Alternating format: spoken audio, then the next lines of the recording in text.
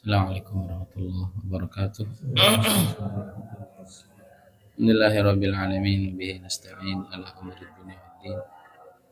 Salatu wassalamu ala asyrafil anbiya'i wa sayyidil mursalin sayyidina Maulana Muhammadin sallallahu alaihi wa ala alihi wa sahbihi wa man tabi'ahum bi ihsan ila yaumiddin, amma ba'd. Subhanaka la ilma lana illa ma 'allamtana innaka antal alimul hakim. Rabbi syrah li sadri wa yassir li amri wa hlul 'uqdatam min lisani yafqahu qawli. Rabbi yassir wa la tu'assir, rabbi tamim bi khair. Wa sahibi hadzal kitab wa la jami'i syarrahi ada alaina min barakatihim fiyudatihim nafahatihim futuhatihim ajma'in. Hadhihi wa la kulli niyatin salih. Al-Fatihah. A'udzu billahi minasyaitonir rajim. Bismillahirrahmanirrahim. Alamin arrahmanir rahim maliki yaumiddin. Iyyaka na'budu wa iyyaka nasta'in. Nah.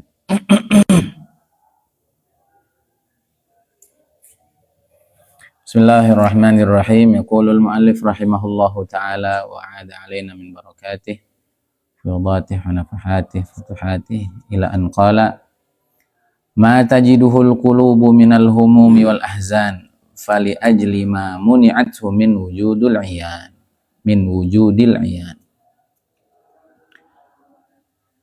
Ma tajiduhul qulub, apa yang dirasakan, yang didapati oleh hati, minal humum, berupa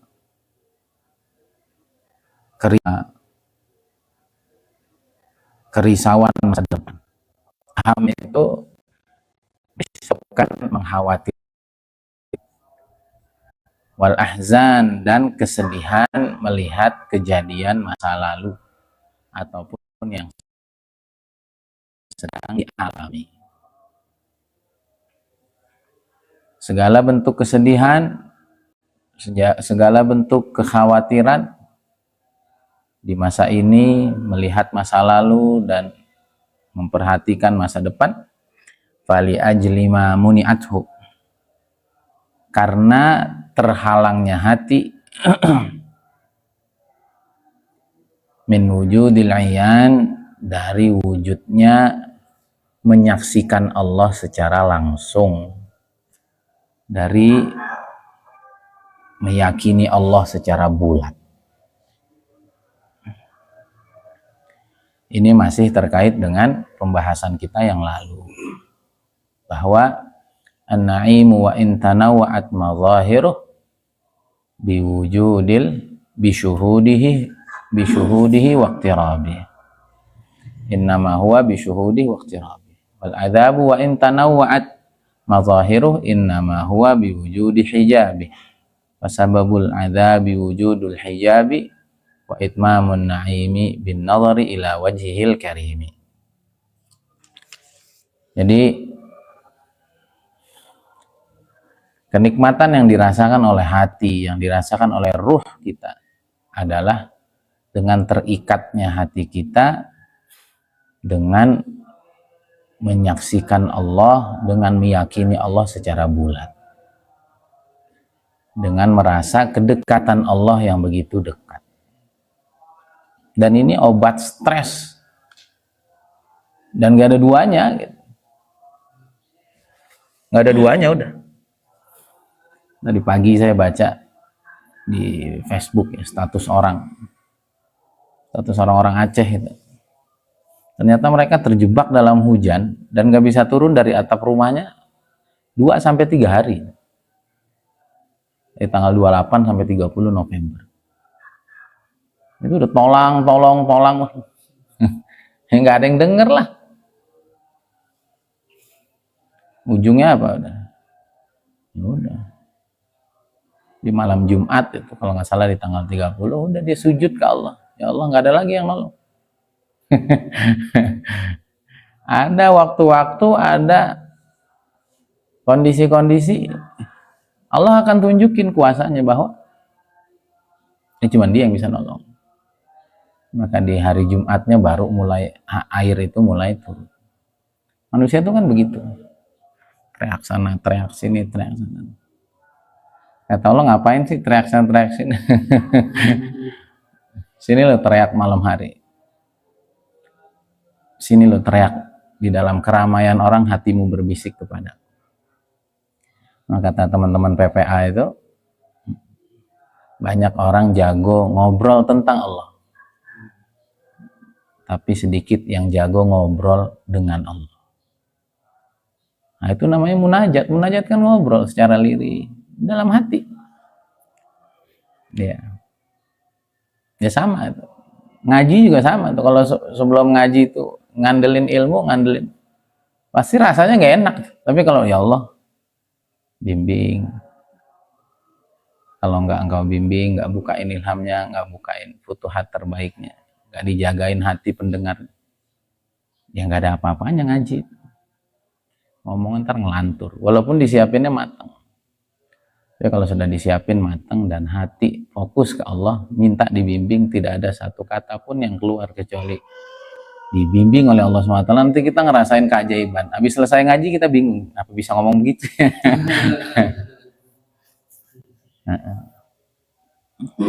Nah, itulah yang harus kita tanamkan, bahwa ya kata para ulama sufi, bahwa kuntu fi batni ummi wahdi wa wulidtu wahdi wa fil qabri wahdi wa ana amama rabbi wahdi idzan ana wahdi. Kita di dalam perut ibu sendirian, terlahir sendirian, dikubur sendirian, jumpa Allah nanti sendirian. Berarti sekarang tuh ya kita tuh sendiri. Yang namanya ya cuman Allah aja. Nah kalau Allah ini geser dari hati kita sebentar aja, pasti otak tuh langsung khawatir. Ya, bayangin orang-orang yang nggak kenal Allah bertahun-tahun, berpuluh-puluh tahun, maka man a'rada an dzikri fa inna lahu ma'isyatan dhanka wa nahsyuruhu yaumal qiyamati a'ma qala rabbi lima hasyartani a'ma wa qad kuntu basira qala kadzalika atatka ayatuna fanasitaha wa kadzalika al-yauma tunsa. Orang yang berpaling dari mengingat Allah, berpaling berarti kan jauh banget, maka hidupnya fa inna lahu ma'isyatan dhanka, hidupnya pasti sempit. Ya, ma'isyatan dhayiqah, hidupnya tuh sempit. Walaupun rumahnya luas, ini kan bayannya Kartun, bayannya Ahbab. Rumahnya boleh luas, mobilnya boleh mewah, istrinya boleh cantik, duitnya boleh berlipat-lipat, tapi kalau nggak ada Allah di hati, sudah garansi dari Allah bahwa hidupnya pasti sempit. Emang ada yang kayak gitu? Ada. Saya baru ini lewat ke satu rumah orang kaya gitu. Saya liatin, ya saya nggak tahu. Mukanya tuh kayak gembira, mukanya cemberut, komunikasi tidak terbangun dengan baik, dan itu tidak sedikit. Dan kadang orang-orang gitu tuh bingung. Kalau orang miskin susah kan dia tahu masalahnya gitu kan. Ini kurang duit nih kan gitu. Kurang duit nih, kurang beras nih. Bansos dikorupsi nih kan gitu. Oh ini karena dapat musibah ini nih kan. Ya bayangin kalau orang semuanya udah punya tapi dia nggak ngerasain kebahagiaan, coba. Bingungnya kayak apa tuh orang?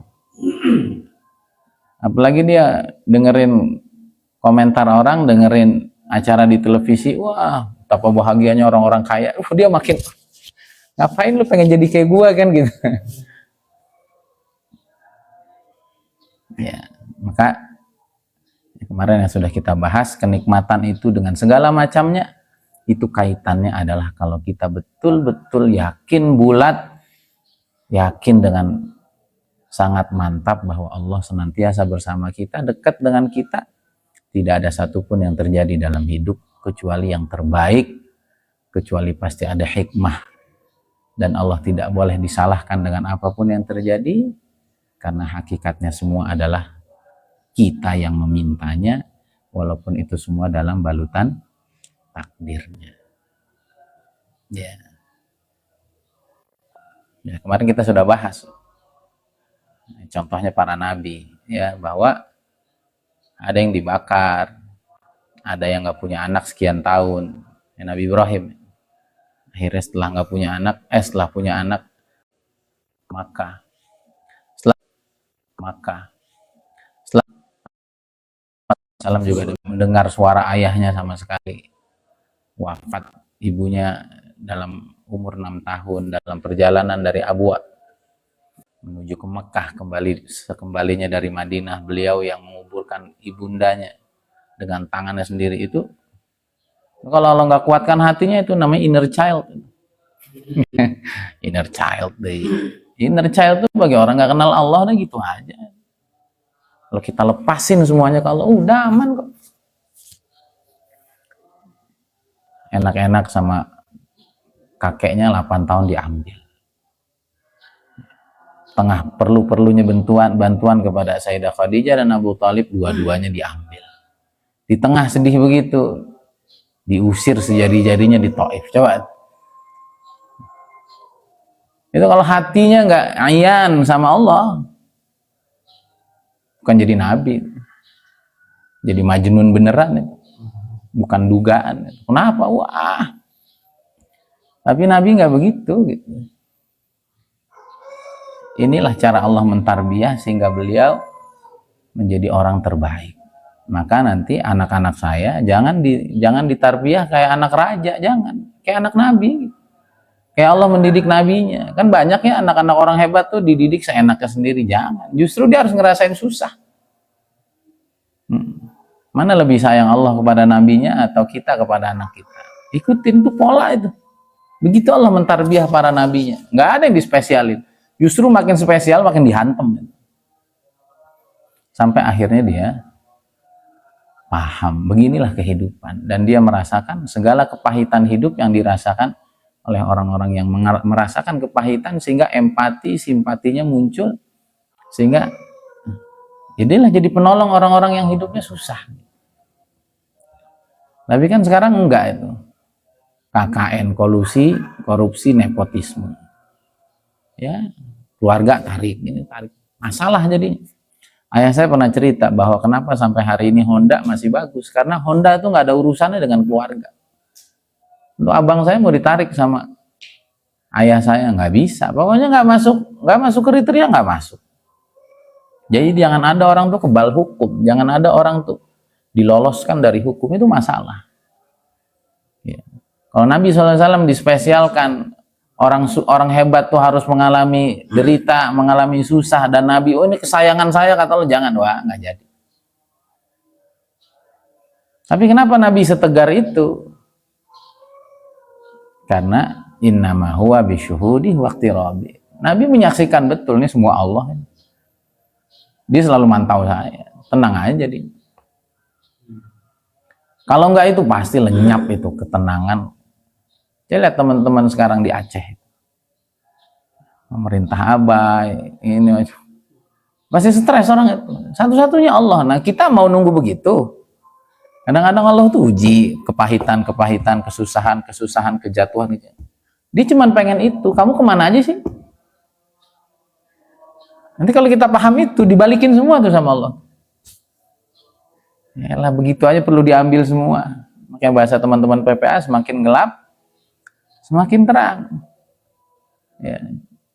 Lilin itu kalau lagi ada lampu nggak berguna. Tapi kalau semuanya lagi mati lampu, laku dia. Dan dia terang. Ada cahaya dalam hati kita yang kita biarkan. Karena kita terlalu gemerlap dengan dunia ini, gemerlap dengan makhluk di sekeliling kita. Sehingga kita lupa bahwa ada cahaya abadi dalam hati kita. Huwallahu, dialah Allah Subhanahu wa ta'ala. Makanya tujuan ngaji hikam itu doang. Jangan ada geser sedikit pun, yakin pikiran, kedekatan kepada Allah Subhanahu wa ta'ala. Geser aja dikit, pasti error. Kita dengar ucapan orang, ekonomi makin sulit, gini. Waduh. Rumah belum punya, motor masih nyicil, nikah belum, mahar makin mahal, setengah mati udah. Nah itulah kesulitan.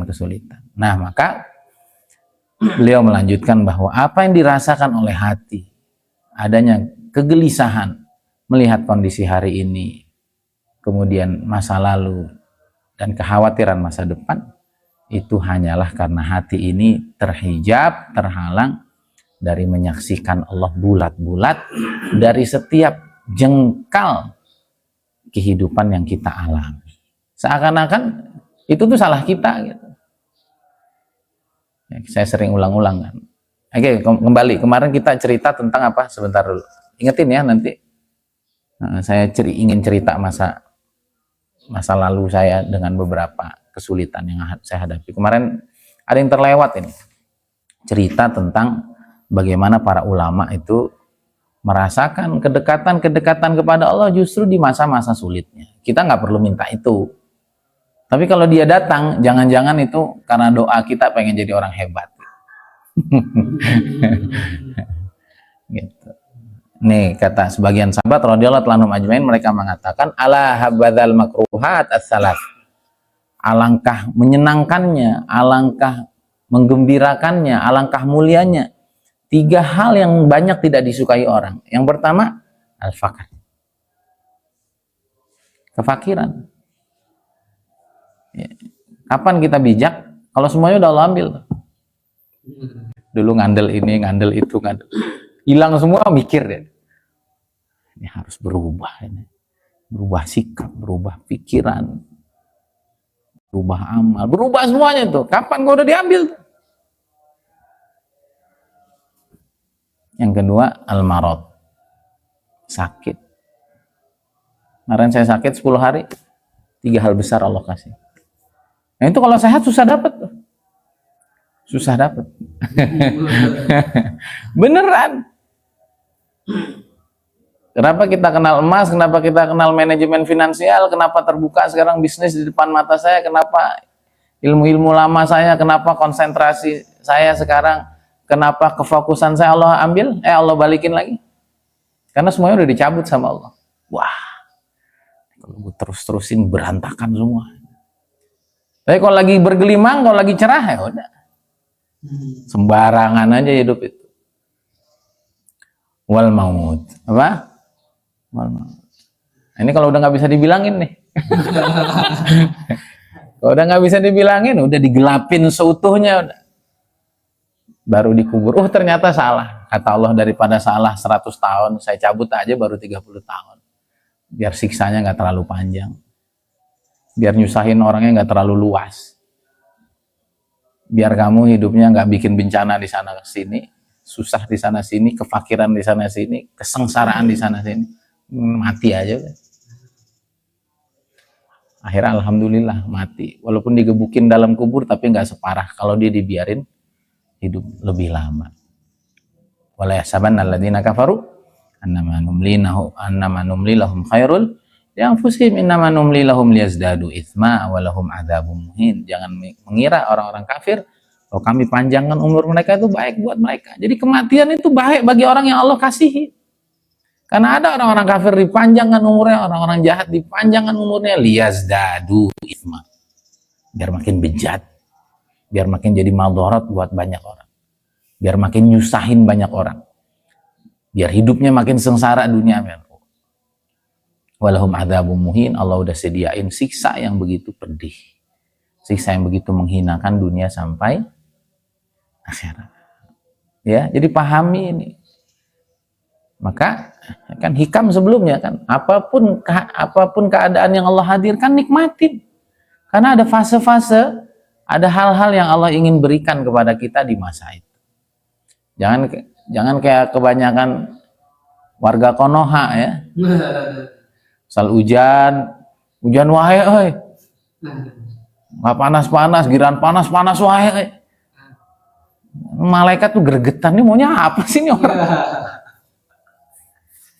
Jangan waktu hujan, nikmati hujan. Apa yang Allah mau dari hujan? Waktunya menanam, waktunya membuat resapan air yang banyak, sehingga ketika kemarau kita sudah siap. Kan begitu harusnya tuh. Ini ngeluh. Tuh, panas juga begitu. Jangan. Apa yang Allah hadirkan itu tadi, makanya nggak boleh lepas sedikit pun Allah dari dalam hati. Sehingga ya saya sama lah ya kayak orang pacaran gitu ya, dicubit ya indah gitu kan. Ban bocor di tengah jalan, dorong bareng indah gitu kan. Beneran ini ya, karena dari kekasih. Makan bareng di tempat nyaman, ya indah. Macet bareng-bareng, sambil kehujanan, wah, ini jaket buat kamu, wah kan. Nah, kita tuh sama Allah belum begitu.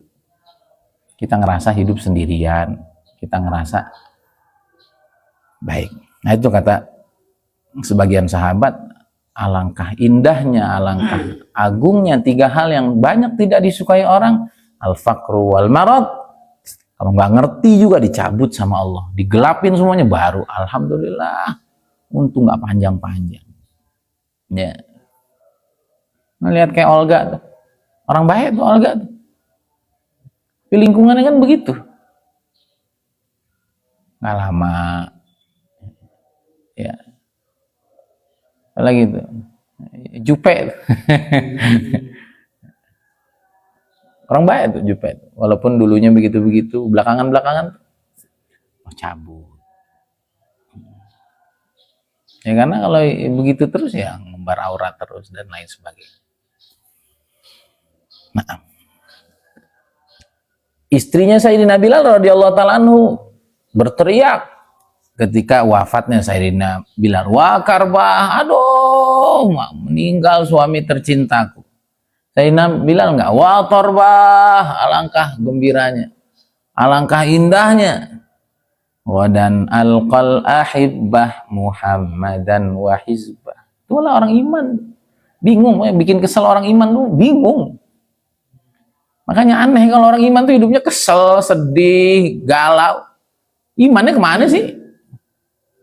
Orang iman tuh dipaksa sedih sama orang, disugestikan sedih, nggak bisa sedih dia. Aduh, oh.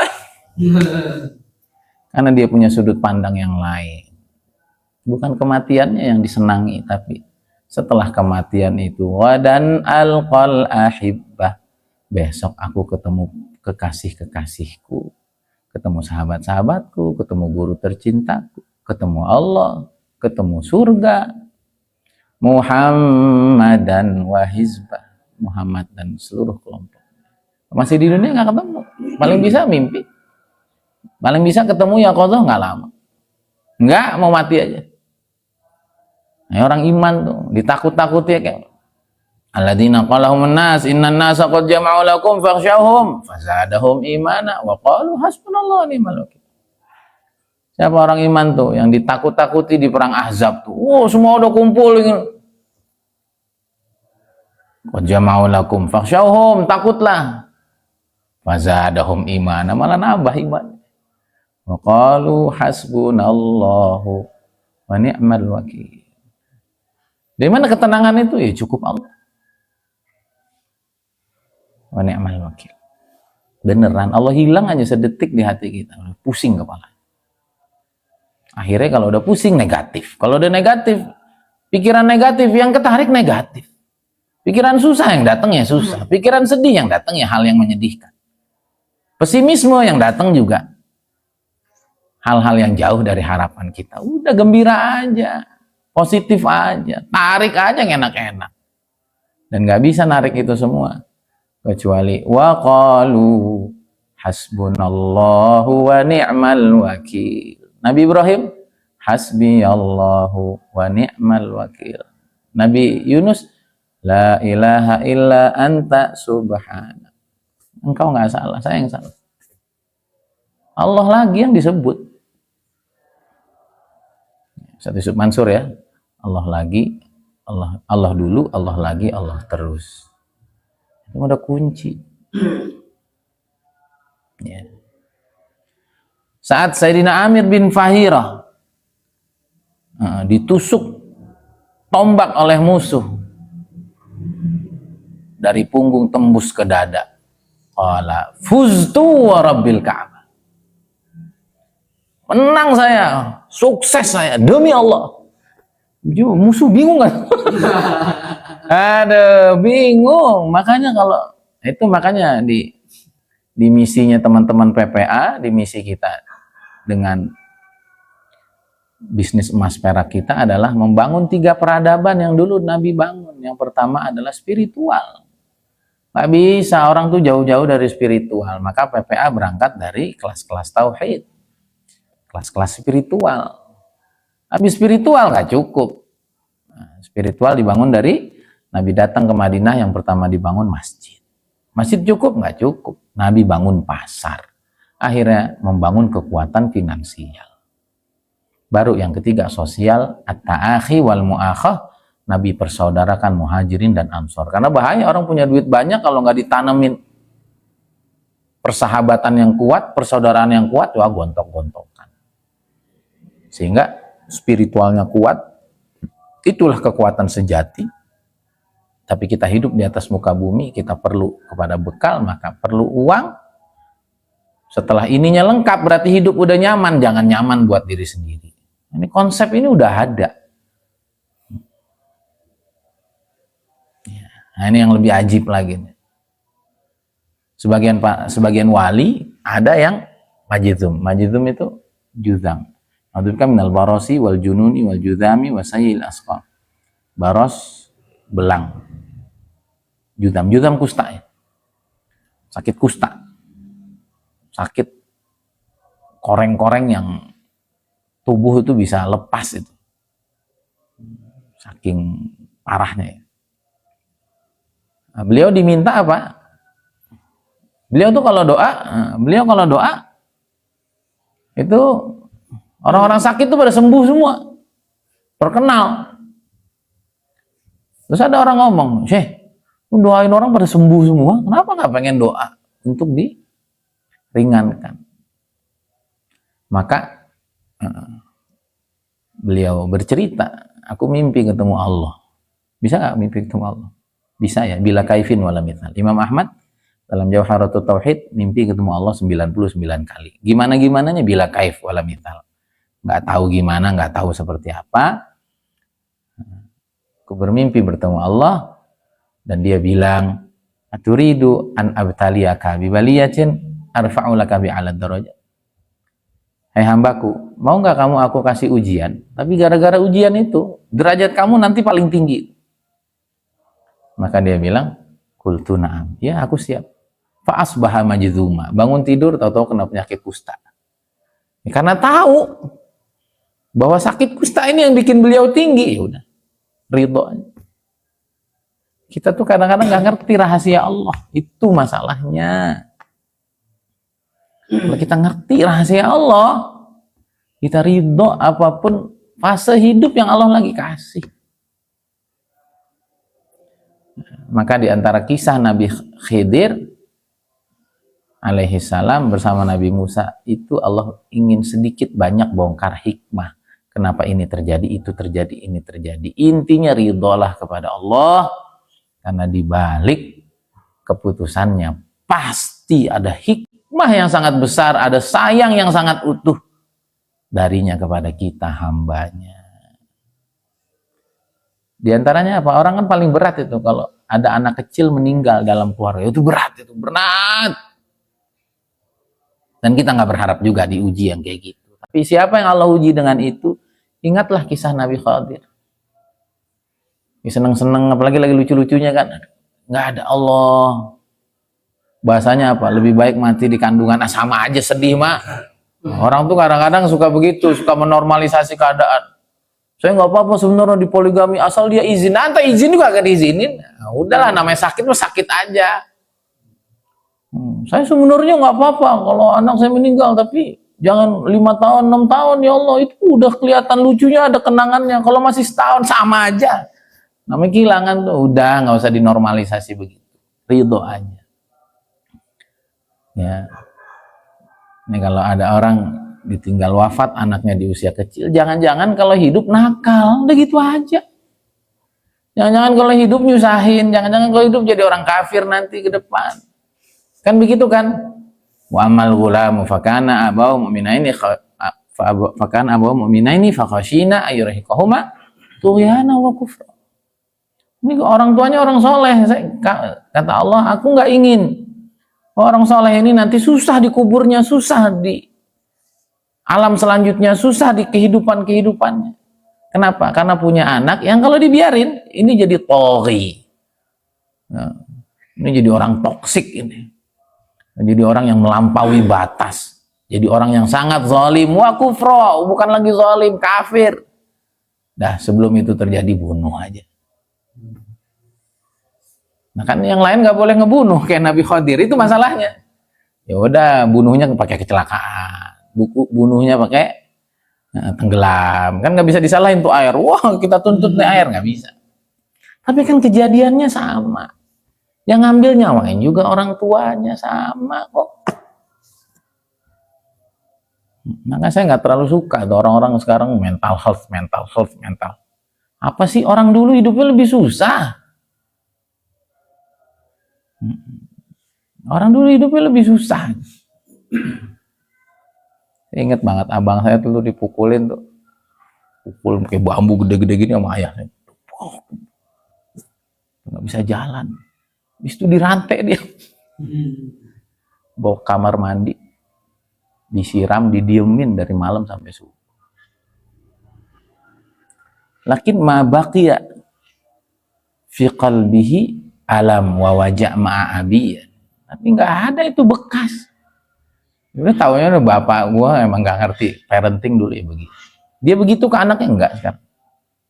Ambil aja pelajaran. Doain kesalahan orang tua kita, doain kesalahan guru kita. Semoga diperbaiki. Kalau tidak, biar Allah ampuni. Kita jadikan pelajaran, jangan seperti itu. Tanpa perlu mengumbar aib orang tua kita, tanpa perlu merasa lebih baik dari dia. Nah, katanya, dan sambil ingat, gitu tuh yang mau Allah gitu. Sehingga enggak dianya kurang ajar, bukan dia. Adalah ilaha illa antanya tuh loh. Subhanak, dia tuh nggak pernah salah. Nah, itu seperti Bunda Suci, seperti orang-orang yang bisa jadi hipnoterapi. Biasanya mereka orang-orang yang pernah mengalami luka tapi bangkit. Nah, kalau kayak saya nggak bisa jadi hipnoterapis. Hidup saya jarang luka gitu. Kalau luka juga nggak saya rasa gitu. Jadi ngapain sih digitu-gituin? Terlalu lebay bagi saya. Maka bangkitlah agar kita nanti bisa nolong orang-orang yang punya masalah yang sama gitu. Gitu ya, pokoknya jangan lepas dari Allah. Pokoknya lepas Allahnya sedih. Nah ini para wali bisa mendapat ilham, bisa mendapat hikmah langsung dari Allah Subhanahu wa Ta'ala. Kita bisa lihat juga hikmah itu disampaikan dalam kisah Nabi Khadir. Kita nggak bisa mengakses itu.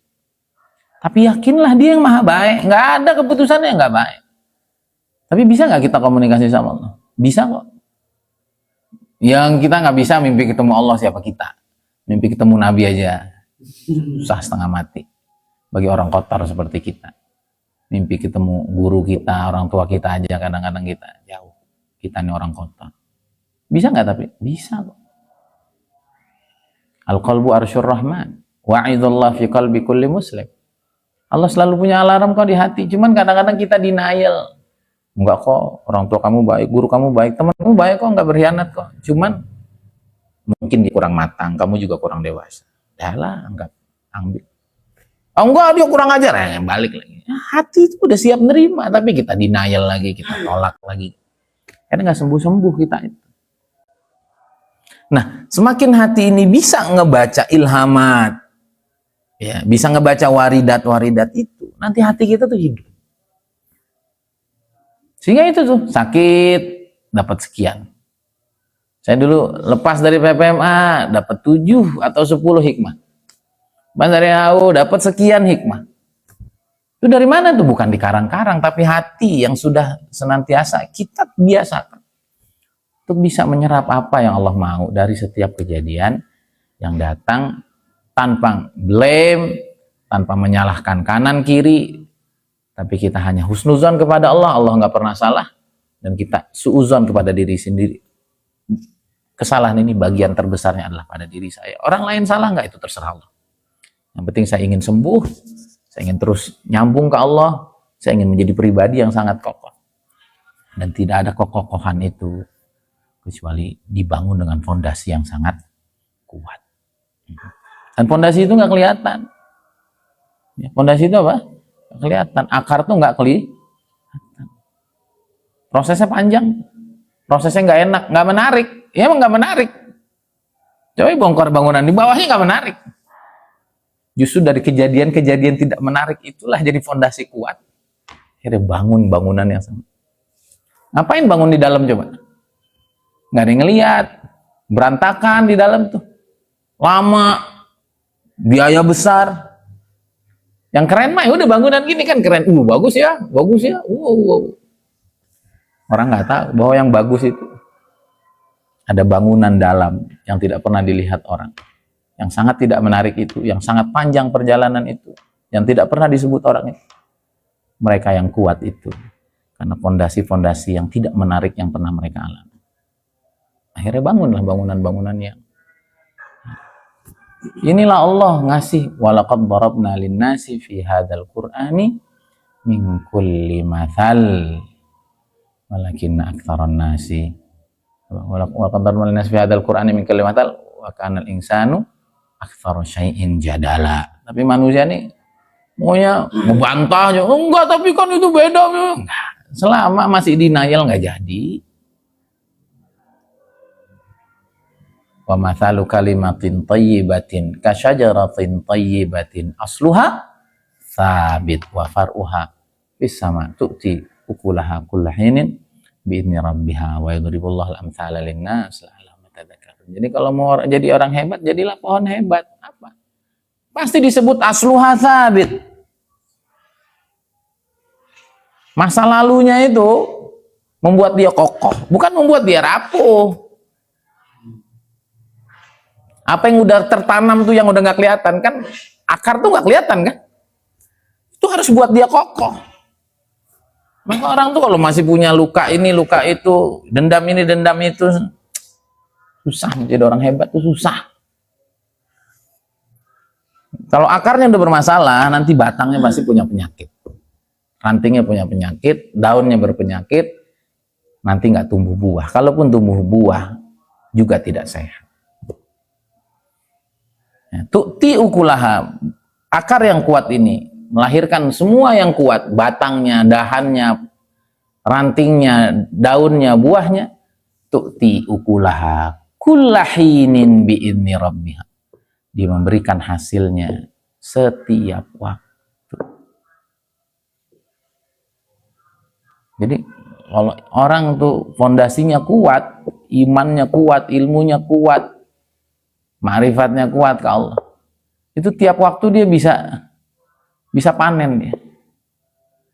Tiap waktu itu lagi dapat duit dia panen, sedekahnya nambah, baiknya ke orang nambah, pedulinya nambah.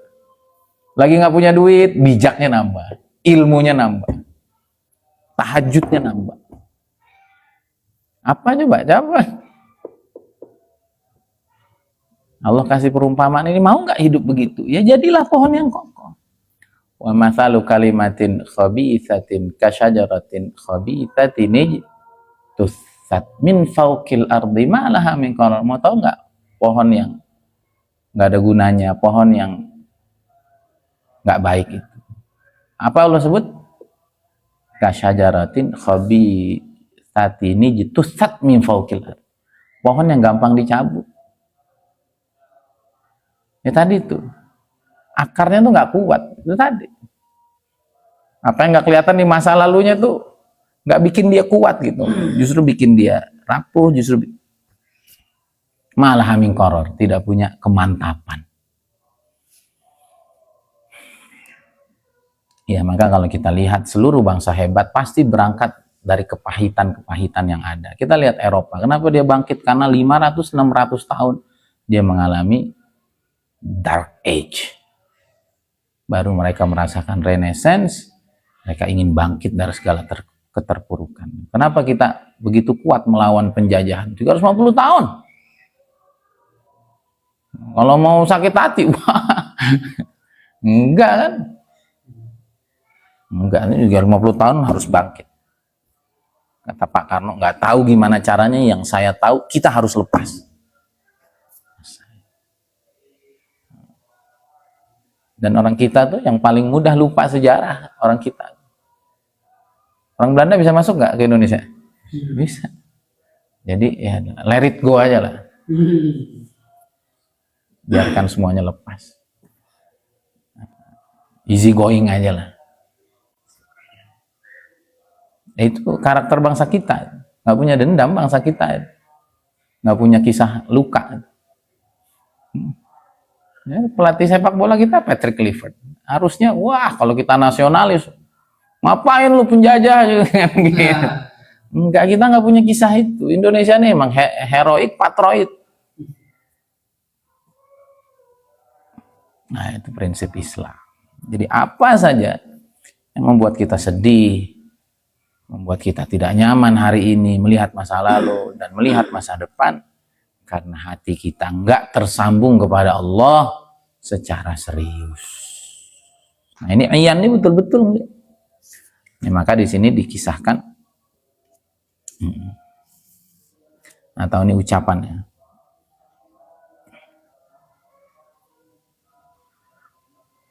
Taladzaliyal alam id kunta musqimi wa in takhtabirni fahuwa indi sana'i fama sakanat walham fama sakantu walham yawman yudi kadakal miskan al-gham la khatarat yawman ala khatir imrin aqamat bil arfrahu wartahal al-ham. Coba ya, kadang-kadang dia kalau dibaca tuh suka nggak paham, tapi kalau udah mau dijelasin tau paham. Hebatnya Allah tuh, kalau kita udah ngasih niat manfaat ke orang tau paham. Tadallallahu tahza bi ru'ya jamalihi fa fi wajhi man tahwal faraidu wan naflu. Merendahlah, merasa hinalah di hadapan Allah. Nggak usah marah-marah ke Allah, nggak usah ngamuk-ngamuk. Siapa sih kita? Ya Allah, saya nggak terima, saya ngalamin ini, ngalamin itu. Apa salah saya? Jangan gitu. Merendahlah kepada Allah. Anggaplah diri kita ini bukan siapa-siapa, maka kamu akan meraih keindahan setiap keputusannya. Taladza liyal alamu id kunta musqimi wa in takhtabirni bahwa indi sana'i'u. Seluruh rasa sakit itu menjadi indah bagiku tatkala engkau musqimi, tatkala engkau yang ngerawat aku. Nah kan gitu, enak kan sakit tapi yang nemenin calon istri. Jangan istri ya, kadang-kadang emang beda, orang pacaran tuh emang setan emang. Coba tuh tadi tuh bocor ban tapi bareng kekasih, wah itu enak banget. Makin jauh tukang tambelnya makin keren itu. Kamu naik aja biar aku yang dorong. Wah. Rasa sakitku menjadi indah, menjadi lezat saat kamu yang ngerawatku. Waduh. Semakin kamu menguji aku, maka semakin banyak tingkah yang aku akan lakukan di hadapanmu. Allah. Masa gitu, kalah kita sama orang pacaran. Pinggir got enak, enggak? Di tengah-tengah kuburan enak, enggak? Kehujanan bareng enak. Kita gimana sama Allah, ya Rabb? Ini dua terakhir ya, dua terakhir. Di antara yang Allah wahyukan kepada Nabi Daud alaihissalam, "Hei Daud, jangan sampai hatimu bercampur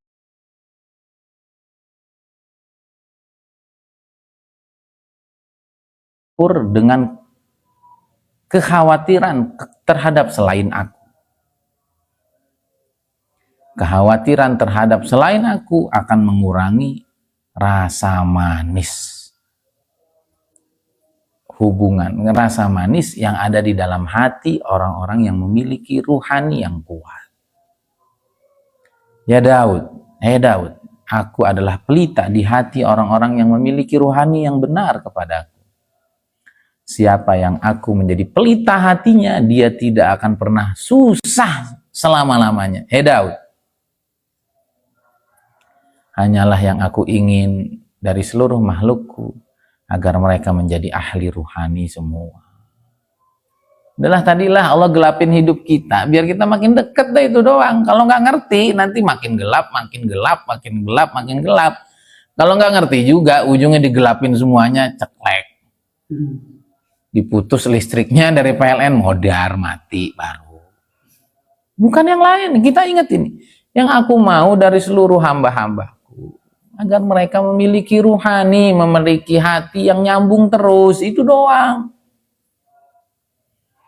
Dari mana nggak nyambung tuh? Ingat selain Allah, khawatir kepada selain Allah, nggak nyaman kepada hal-hal yang terjadi dari selain Allah, ngurangin rasa manisnya orang-orang yang sudah sampai ke Allah.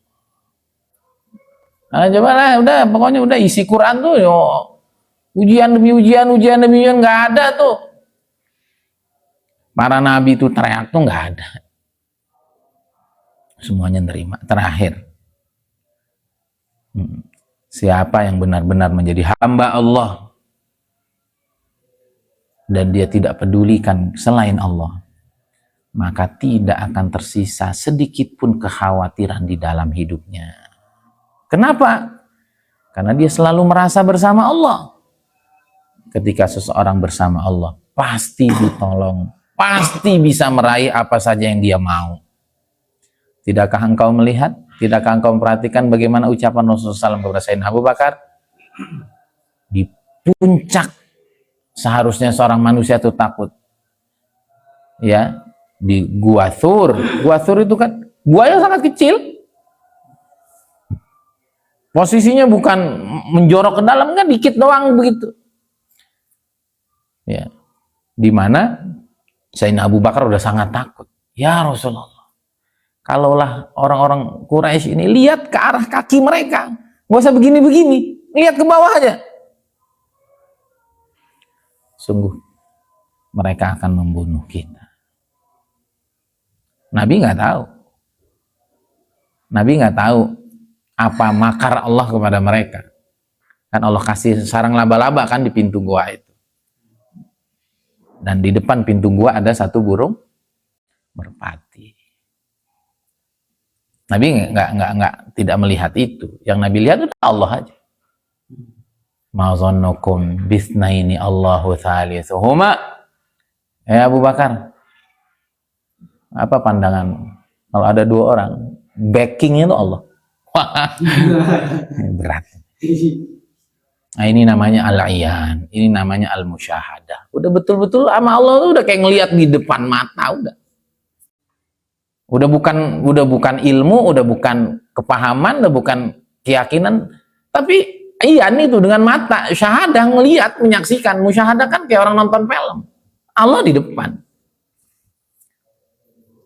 Bukan jisam, tapi kayak kita ngelihat.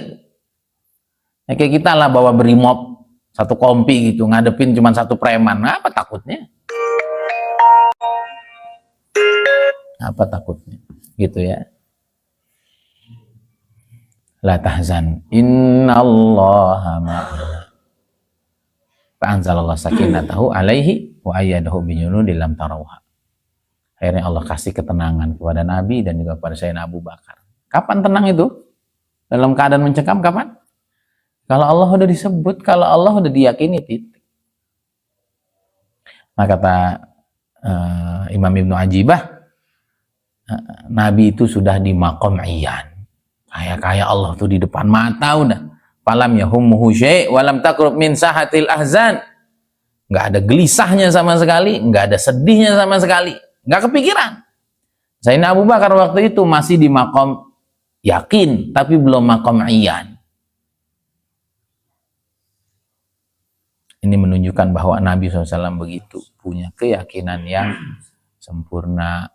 Zannul hamama wa zannul ankabu ta'ala khairil bariyati lam tansuj wa lam tahumi wiqayatullahi aghnat an mudha'afatin minad duru wa an alin minal utumi. Ya. Kenapa Nabi nggak jadi dibunuh? Kenapa Nabi harusnya udah tinggal sejengkal itu? Kenapa nggak ketangkap? Karena dijaga sama Allah. Udah lagi-lagi Allah udah. Kenapa mereka nggak mau mencoba mencari gua, tidak mau menelisik? Kenapa? Karena mereka melihat di situ ada sarang laba-laba dan di depannya ada burung merpati. Dan burung sarang laba-laba nggak muncul kalau habis ada orang datang. Tempat ada laba-labanya berarti lama nggak ditempati orang. Ada burung nggak pergi berarti nggak ada orang lewat. Dan udah ada orang usul. Kita lihat, jangan-jangan dia di dalam aja. Ada sebagian usul. Kata yang lain, ngapain kurang kerjaan? Padahal kan bukan kurang kerjaan tuh ngejar dari Mekah sampai ke situ kan jauh banget tuh. Kalau cuma ngelangkah dikit kan bukan kurang kerjaan, tapi begitulah Allah. Kalau udah ngejaga, kurang kerjaan kamu. Oh jelas-jelas ada sarang laba-laba, jelas-jelas ada burung merpati. Ngapain ditelisik? Nggak usah. Maka kata Imam Busiri dalam Burdah ini, wiqayatullahi aghnat an mudha'afatin minad duru'i wa an 'alin minal utumi. Kalau Allah udah mau jaga orang, nggak perlu itu pakai baju besi, nggak perlu itu pakai benteng-benteng. Cukup sarang laba-laba sama merpati. Jadi kalau hari ini kita masih mikir dari mana cara Allah nolong kita, lupakan. Kalau Allah udah nolong dari hal-hal paling mustahil, dari hal-hal paling lemah, Allah bangkitkan kita dengan sangat mudah. Hadza wabillahi taufik. Semoga Allah berikan manfaat. Subhanakallahumma wa bihamdik. Assalamualaikum warahmatullahi wabarakatuh.